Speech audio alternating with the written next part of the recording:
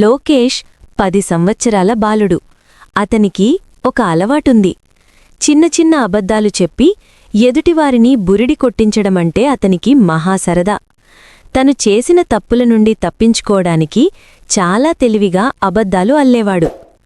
చిన్న అబద్ధమే కదా, దీనివల్ల ఎవరికీ నష్టం లేదు అనుకునేవాడు. కాని ఒకరోజు అతను ఆడిన ఒక చిన్న అబద్ధం అతని జీవితంలో మర్చిపోలేని గాయాన్ని మిగిల్చింది. లోకేష్ వాళ్ల తాతయ్య రాఘవయ్య గారు లోకేష్ వాళ్ల ఇంట్లోనే ఉండేవారు. ఆయన ఉద్యోగం నుండి రిటైర్ అయినప్పుడు ఆయనకు పాలరాతితో చేసిన ఒక మెమెంటో బహుమతిగా ఇచ్చారు. అది ఆయన సర్వీసులో సాధించిన అత్యంత విలువైన జ్ఞాపకం. దానిని ఆయన ఎంతో భద్రంగా చూసుకునేవారు. లోకేష్ ఒకరోజు ఆడుకుంటూ తెలియక ఆ బొమ్మను క్రింద పడేసి విరగ్గొట్టాడు. విరిగిపోయిన ఆ బొమ్మను చూస్తే తాతయ్య తిడతారన్న భయంతో లోకేష్కు ఏమి చెయ్యాలో తెలియక ఆ బొమ్మను వాళ్ల ఇంట్లో పనిచేసే రాము అనే అబ్బాయి గదిలో దాచేశాడు. కొద్దిసేపటికి తాతయ్య తన గదిలో బొమ్మ కనిపించకపోవడంతో ఆయన కోపంతో, లోకేష్, నా టేబుల్పై ఉండే పాలరాతి బొమ్మ కనిపించడం లేదు.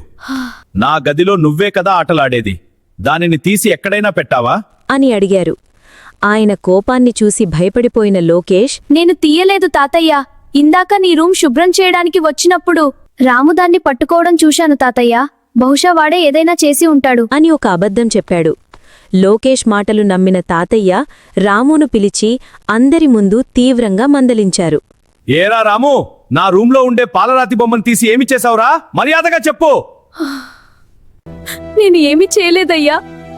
అసలు మీరు చెబుతున్న దానిని నేను అసలు ముట్టుకోనే లేదయ్యా అని రాము ఎంత మొరపెట్టుకున్నా ఎవ్వరూ నమ్మలేదు. లోకేష్ నిజం చెబితే ఎక్కడ తనకి తిట్లు పడతాయో అని మౌనంగా ఉండిపోయాడు.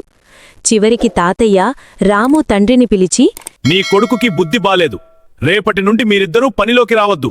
అయ్యా, మేమిద్దరము కష్టపడితేనే మేమింత ముద్ద తినగలిగేదయ్యా. నా బిడ్డ ఏదైనా తప్పు చేస్తే శిక్షించండి అయ్యా, అంతేగాని మమ్మల్ని పనిలోంచి మాత్రం తీసేయవద్దు అయ్యా అని ఎంత బ్రతిమాలినా తాతయ్య ఒప్పుకోలేదు. ఇక మీరు నాకు ఏమీ చెప్పనవసరం లేదు. మర్యాదగా ఈ ఇంటి నుండి వెళ్ళిపోండి. రాము తండ్రి కళ్లల్లో నీళ్లు తిరుగుతుంటే రాము ఏడుస్తూ తండ్రితో పాటు ఇంటి నుండి వెళ్ళిపోవడం లోకేష్ స్వయంగా చూశాడు.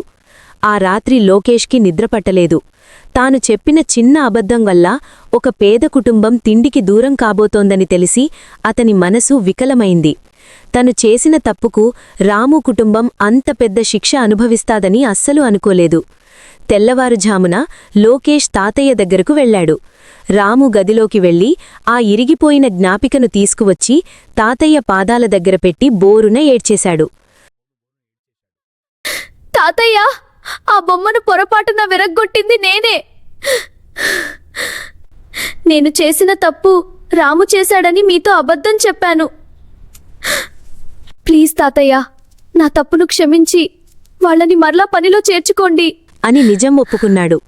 రాఘవయ్య గారు నెమ్మదిగా లోకేష్ వైపు చూసి ఇలా అన్నారు. లోకేష్, నువ్వు బొమ్మను విరగ్గొట్టినందుకు నాకు బాధలేదు. కాని నువ్వు చెప్పిన ఒక్క అబద్ధం ఒక్క మనిషి గౌరవాన్ని, ఒక పేదవాడి ఉపాధిని తీసేసింది. ఒక్క అబద్ధం ఎంత దూరం వెళ్తుందో చూశావా?